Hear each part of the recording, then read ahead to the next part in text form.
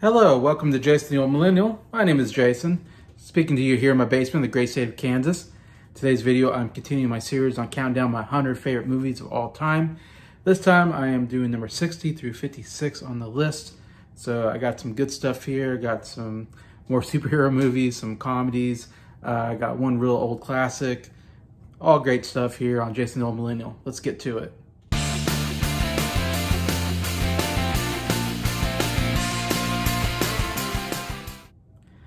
Hello everybody, hope everybody's doing well here on a Friday night, kind of late night here for me. Yeah, I'd say busy day, not really. I just mowed my lawn, which takes me about all day to do nowadays because it's really hot outside, so I have to take frequent breaks and drink lots of water and all that. And I'm pretty worn out afterwards, but yeah, here I am bringing you to another video on my favorite movies. Love getting talked about my favorite movies. And this is because of an individual named Jackson who, Horsetooth Cinema, his channel, he won my contest for guessing the most correctly at the Oscars. And so he wanted me to reveal my top 100 favorite movies. So that's where we got. Now we've done the first 40. We got 60 more to go. So let's get to number 60 on my list. One of my favorite romantic comedies of all time. This is 500 Days of Summer. With Joseph Gordon-Levitt, Zooey Deschanel, both amazing in this. Definitely Zooey Deschanel, man. I like totally fell in love with her when I saw her in this movie. This is right before she kind of got big on The Girl, was her big show and stuff like that. Joseph Gordon-Levitt too. I always really enjoyed him as an actor, and I'm always, anytime he's in a movie, I'm excited to see him. It seems like I've seen him since he was on Third Rock from the Sun. Always enjoyed him, but yeah, I saw this. I remember it came out in the theater and saw it, and I remember this. Kind of crazy, but my girlfriend just broke up with me, who I was like really in love with at the time, and I thought I was gonna marry her and all this, and then she like broke up with me one day, and it totally broke my heart. And I went and saw this movie, and I cried my eyes out because it's all about breakups, you know, and dealing with the breakup, basically. But it's a really, very brilliant idea for a romantic comedy, kind of much different take on the style, where it's called 500 Days of Summer because the main girl is named Summer, and this is the 500 days that they are a couple, basically her and Joseph Gordon-Levitt's character. And the movie's told totally out of order, and we jumped, and how we know we jumped through one scene to the next is it tells you how many days in the relationship they're in. So they kind of give a counter, so you go, okay, we're this many days into the relationship, and so sometimes you might be later in the relationship, sometimes they'll cut back to the early time in the relationship, and or also during times before they started the relationship together and they just first start meeting and all that. And it's just a brilliant idea of doing it in the storytelling, because at the very beginning of the movie you see that they break up, and so it's kind of interesting knowing like, oh, they break up, so what happens? Do they get back together? How does he deal with it? And so we see like how the relationship, we see different scenes of, you know, the relationship and how it blossoms, and then how it starts falling apart, and also deals with how he deals with it because he's madly in love with this girl that breaks up with him, and he's totally heartbroken. And actually, it's not 500 days. Sorry, I got that wrong. It's not 500 days, I think, of the relationship. It's 500 days until he gets over it, basically. So I think it's a very important kind of movie about, you know, letting go of the past and, you know, moving on. That's a really hard thing to do once you go through a breakup, especially, you know, when the person you're in love with breaks up with you. And it's easy to be bitter and to hold on to that anger and bitterness. And at some point you have to let that all go and move on and try, you know, to get another relationship anyways. And so the whole movie is kind of him dealing with this. And we see the whole, anyways, it's just brilliantly done, the way it's edited. It's very funny, romantic, and it has a great message to it, I think. And just, yeah, some great scenes. Like, I love the scene where he thinks he's getting back together with her after the breakup, and you see a split screen. One side is the way he wants the day to go, because he's going to go visit her and she's having like a party at her house. And one is like, this is the way he wants it to be. The other split screen is reality.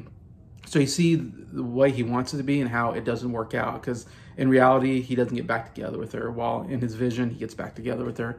Brilliant way of doing that and showing, oh, we've all been through there. Anyways, I can't say enough. I love this movie. And there's lots of stuff like fourth wall breaks and all this kind of stuff that, that's real fun in the movie. But yeah, definitely check this out. Great romantic comedy. 500 Days of Summer, number 60. Number 59, I have one of my favorite superhero movies, and I think probably the best origin story ever told, and that is Batman Begins. The first Batman movie of this Christopher Nolan trilogy with Christian Bale playing Batman. And in my opinion, this is my favorite Batman movie. It might be surprising. Everybody loves The Dark Knight. I don't know. I'm not a big fan of The Dark Knight. I don't think it worked as well as this did. And Dark Knight, and then the third movie I think didn't work at all. And then we haven't seen a real good Batman movie since. I know they did the Batman with Robert Pattinson, which I thought was just okay, but this still, to me, and I grew up, of course, watching the Michael Keaton Batmans with Tim Burton, and I liked those as a kid. I don't think they worked as well as I got older. I don't like those as much. And then the other Schumacher ones are definitely very cheesy movies, kind of fun, but very over the top. But this is a really good story of Bruce Wayne and how he becomes Batman. I think they tell the story so well. Like I said, I think this is the best origin story of a superhero. And Batman's probably my favorite superhero of all time. I've always loved Batman as a kid. I used to read the comics. I used to watch the Batman animated show. Of course, watch all the movies. Always been a big fan of him. I just love the idea that he doesn't have superpowers. He's just a regular guy, except he's super rich. So he has all this technology that he uses to fight crime. I used to watch the old Batman 60s stuff. I used to love those old Batman TV show with Adam West. I used to love Batman as a kid. I watched anything Batman. Anyways, but yeah, so I thought this was real cool how they show how he gets trained and how he becomes like this ninja, and then he comes back and starts using his knowledge to fight crime. Really well done, because everything's explained very well. Like, why is he dressed the way he dresses? Why does he have a cape? Why does he have a what do you call it, a grapple thing? Why does he have the Batmobile? It's all explained very, very well. Like, you're like, oh, that all makes sense. Why he needs all this stuff, and I love that about this. Also, great villains. I mean, we have Cillian Murphy, who just won the Oscar for Best Actor, which is awesome, for playing Oppenheimer in the last Christopher Nolan movie. And it's cool. This was like the first Christopher Nolan movie I saw him in. He's in a lot of Christopher Nolan movies. Definitely an actor he likes. But the first time I saw Cillian Murphy here, in which he plays the Scarecrow character, Crane, I remember going, who is this actor? He's amazing. Like, I came away going, one thing is Christian Bale is a great actor, and he's my favorite Batman of all time. I thought Christian Bale did such a good job. And then the second thing was like, who's this Cillian Murphy guy? Like, I want to see him more, because I remember I became a pretty big fan of his. Every time he's in a movie, I'm like, oh, Cillian Murphy, like from Batman Begins. Like, I always thought it started here, because he's a little bit over the top, but he does such a great job. He's very menacing, great character, and I love that they bring in the Scarecrow here. They haven't really dealt with him as a villain in the movie. I thought that was cool. He's more of a minor villain. We get Ra's al Ghul. Liam Neeson. I love Liam Neeson. He's awesome as the villain, Ra's al Ghul. You got Tom Wilkinson. The late Tom Wilkinson plays the mob boss for a short time, for a small role, which is great because he's a great actor. And then you get Michael Caine, a great actor playing the butler. I know I should know his name. But man, he's great. You got a great actor there. And then you get Morgan Freeman, another amazing actor, playing Lucius, whatever. The guy who does the technology anyway. So it's like, man, you got all these great, amazing actors. You got Gary Oldman. I mean, for goodness sakes, Gary Oldman playing Commissioner Gordon. He's an amazing actor. I mean, you got all these Oscar-winning actors in this superhero movie, and it's Christopher Nolan, who's a great director, and it's shot very well. The action is done really, really well. The story's done greatly paced. Never a boring moment. I saw it in the theater, and I was like, this is a great superhero movie. And it still is to me. That's why it's still here at number 59 on my list, Batman Begins. All right, now we're gonna go to 58. Here's a classic I've always loved as a kid, and that is Planet of the Apes, the original 1968 version. I already had Dawn of the Planet of the Apes is the other that I had later in earlier in my list. It's hard because I love Dawn of the Planet of the Apes. Is such a cool retelling, not retelling, but kind of prequel to the story. And of course, they just came out with one I haven't seen yet, Kingdom of the Planet of the Apes. I haven't seen that movie yet. I've seen all the Planet of the Apes movies, and I've always enjoyed them. The original, though, to me, is still the greatest one, mostly because Charlton Heston. Charlton Heston is one of my favorite actors. I think he's so good here. Should have got nominated for an Oscar. He's so great. And the costuming, I still love the costuming. I mean, obviously today we just do CGI because we can CGI anything. And it gets a little tiring seeing CGI and going, okay, I know that's not real, it's a CGI. I know, I kind of love the old costumes. I think they're brilliant. And they didn't have a best costume, I think, Oscar at the time. So, and the guy that did the costume is very famous, which I have to look because I forget on top of my mind. But the guy who did the costuming won an honorary or a special Oscar for making the costumes and makeup, whatever, for this, because it's so brilliantly done for late 60s. I mean, this is really good costuming, makeup work. I mean, I'm kind of willing to, I know it's human beings and monkey suits, but like, I believe that they're monkeys when I'm watching it, or apes, I totally get it through that. But it's a thrilling adventure. I mean, there's a lot of great chase scenes, and then just there's a mystery of like, what is this planet full of apes, and the human beings are not smart and can't talk, while the apes are the smart ones. Like, what is going on here? I think it's a great mystery that he's trying to figure out. Charles Heston's just so good, and you got so many great scenes, of keep your damn paws off me, or keep your paws off me, you damn dirty ape, great line. It's a madhouse. There's just so many amazing, one of the most quotable movies ever, I think, and that ending, it's, in my opinion, probably the best ending to a movie ever. Like, first time I watched it, it blew me away, because I was like, what is going on here? What's that doing here? And you maniacs, you blew it up, oh my gosh.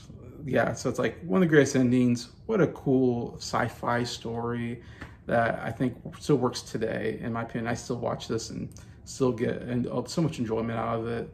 Yeah, that's why it's here at number 58 on my list. 57, another kind of 80s classic that I grew up on, I've always loved. That is The Karate Kid. Yeah, the original is my favorite of the Karate Kid movies, with Ralph Macchio and Pat Morita. Of course, we got Elizabeth Shue. Yeah, and the rest. I'm forgetting some names here. I should know, because I love Cobra Kai. Cobra Kai is like my favorite show right now, and the next season, the final season, should be coming out, I think, this month, if I saw right. So I'm excited to see the final season of Cobra Kai. It's been such a great, seeing this sequel to the series and seeing where all the characters wind up, and then just seeing Johnny and what's his name, Ralph Macchio's character, Danny and Johnny get together and almost become friends. They rivals and friends, kind of, and I just love that what they do with the Johnny character. But anyways, that's enough of Cobra Kai. This movie, though, man, is so good. It's as a kid, I love this movie. As a kid, I just used to watch this nonstop, and because I loved martial arts movies. I've always enjoyed action movies, martial arts movies. So I think I always enjoyed as a kid, because I love, Ralph. I say Ralph. I think it's Danny keeps LaRusso keeps training to do karate, and then they have this karate tournament. Oh, I always loved that. Loved it. Of course, my favorite scene's always been when Johnny and his gang, the Cobra Kai, are dressed in those really cool skeleton costumes. I love those skeleton costumes. They're so cool looking. And then they attack Danny, and then he gets saved by Mr. Miyagi, takes them all out. I always love that scene. And then the karate tournament at the end is always fun. As I got older, though, I love it for an even different reason, and that is the relationship between Danny and Mr. Miyagi is so great. It's one of the best friendships I think we've ever seen in movies. I mean, we see it throughout the 3 movies that they do together, basically. Unfortunately, he passed away, so he can't be in Cobra Kai. But we know We see that though in the show, and I just love that relationship between the two. Danny's a guy who doesn't have a father, and kind of needs that father figure, and he finds it in Mr. Miyagi, this stranger who maintenance guy at the place that the apartments he lives at, and he needs that father figure in his life, and he finds it, and it really fulfills that part of his life, but then also fulfills the part of Mr. Miyagi, who had a son. He lost a son when he was younger, and it's like he didn't know he needed a son, in his life, kind of thing. And then Danny becomes like the son to him, and so it's the relationship helps both sides. One gets that son he always wanted, the other gets the father that he needs in his life. Oh, it's just a beautiful, beautiful relationship that they have. And when Danny finds out about his past, and how that all ties in, how he makes him work harder to be a better student, oh, it's beautiful. And so many great scenes. I mean, come on, the wax on, wax off scene. Love that scene. Every time I watch it, oh, it gets me every time. Wax on, wax off, and he teaches him that all the different cleaning stuff, the paint, the fence, and all that is actual karate moves that he can use. Like, oh, brilliant when he reveals that, and you're like, oh my gosh. And he's like dumbfounded, and I'm like, oh, all had a meaning to it. Anyways, that's great. The musical score is amazing. Another great musical score about Bill Conti. I mean, what a great composer. You got John G. Avildsen, who directed the Rocky 1. I mean, great director as well. Great everything. I mean, acting, cinematography. I love that Pat Morita got an Oscar nomination for Best Supporting Actor. Mr. Miyagi is like one of my favorite characters of all time. If I put together like my favorite characters in movies, Mr. Miyagi's up there. Always loved him. He was so great. He's such a good-hearted character who really helps out Danny, and also is funny at times. Though he's very serious at times, he can be funny, and he can kick anybody's butt. Even though he's way older than everybody, kicks all their butts. They can't touch Mr. Miyagi. He's just that good. And he's very humble. I love all that. And of course the whole tournament at the end, and playing the best around. No one's gonna keep you down. Oh my gosh, one of the greatest 80s songs of all time in movies, and that with the montage of all the fighting. Love that. Just love the song with the fighting. So great. Then the ending is just beautiful. Like him winning. Spoiler alert: he wins the tournament. The score, goes up. We did it, Mr. Miyagi, and Mr. Miyagi just smiles back, and that's the end. It's like, oh my gosh, so good. Just the perfect ending to this. The only thing is, I think Ralph Macchio, Danny, a little whiny. He's not my favorite character. In fact, I think I like Johnny more now since Cobra Kai. Johnny was always cool. He's a bad guy, but Mr. Miyagi's where it's at. That's why I love the movie. Still to this day, Karate Kid. Love the action, love the relationships in it. Love the drama, the comedy. It's all great. All right, finishing out today at number 56 it's an old classic that I grew up on, and it has to be on my list, and that is To Kill a Mockingbird. This came out in, I think, 62 or something like that. So it's, I wouldn't say it's one of my older movies, because I have an older movie coming up than this even, but I mean, it's from the 60s period. I feel like I show a lot of movies from more recent that I grew up on, but I do love older movies like this I grew up on. Of course, it's just an absolute classic from this period. I mean, Gregory Peck, his greatest role, one of the greatest performances of all time, won the Oscar for Best Actor for this. Gregory Peck, great actor as well. And it's just a great story. It's based off of this book, which I also read because I think any kid in America had to read this their freshman year in high school, because I had to, and I think everybody did. Which is, it's a fine book. I think I'd rather watch the movie personally. I haven't read the book in a while. So like I said, I haven't read the book in 20-some years, but it's got a really good story to it, and I think they do a really good job at adapting it here. Yeah, I used to watch this because my parents were big fans of this movie when they were like kids, because they were kids when this came out. And so I remember this was always on when I was growing up. So I've seen this like several times as a kid, and I didn't love it so much as a kid. I thought it was okay. Remember the part that I always thought about was the Boo Radley character, and I always thought it was a scary movie, my memory growing up was like, oh, this is To Kill a Mockingbird is a scary movie because they think this scary guy is next door, Boo Radley, and there's a whole scene where they go touch the house, and then they see him coming, and he gets his the boy gets his Jim, I think his name is, gets his pants caught up in this like barbed wire thing and has to go pantless, and you're thinking this guy's gonna catch up. So I was always kind of scared of this movie as a kid. Then when I got older, what really makes me love the movie is the whole trials. I love trial. I love courtroom dramas. Like I have a lot of courtroom dramas that I watch, and mostly movies, some TV. But yeah, I love courtroom dramas, and I have some coming up later on the list. But definitely one of my favorite courtroom scenes in a movie. You know, this whole him defending a black person because he was accused of raping this girl. And of course, it's a very racist. They're in the South, so everybody believes this girl that this happened, and he's like the only guy who's going to stand up for the individual that it's kind of who didn't do it, but is on trial for it. It's a very beautiful thing that he's doing, because no one will stand up for this guy, and he ends up being charged guilty because it's again the whole jury's white racist people. So but the fact that he tried, that's like the important thing. The whole scene is great. Greg Peck is perfect, and it's just brilliant how he figures out how he kind of proves him innocent, basically, even though he still gets charged guilty, but he does kind of prove him innocent. And I love how that comes around and how he does it and how he kind of works around the witnesses and stuff.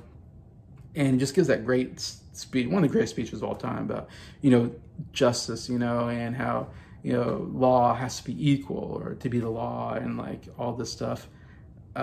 So great. And the acting all around is great. Everybody in that courtroom scene, great acting. And then the end where they tell, Scout and Jim, whatever, to stand up because their father is walking by, and they all have respect for the father because he, risking his own life doing this because, to stand up for a black person, could get you killed. So he's really risking his life doing this, but it's all about doing what's right. Doesn't matter what other people think is right or wrong. It depends on what is morally right, in doing that and standing up against people who are doing what's morally wrong, even if it, might be risking your own life, So it's a really great message overall. But I even talked about like Boo Radley, played by Robert Duvall, his first role in a movie. That's another, don't judge a book by its cover. So it has his own kind of beeline story about not judging a book by its cover. You think this guy's scary because he's different, but he's not. He's a good person. He's just different, all kinds of stuff like that. Really good life lessons. Just a great performance by everybody. Just a great story. A lot of life lessons and all that anyway. So yeah, it's an absolute classic for a reason.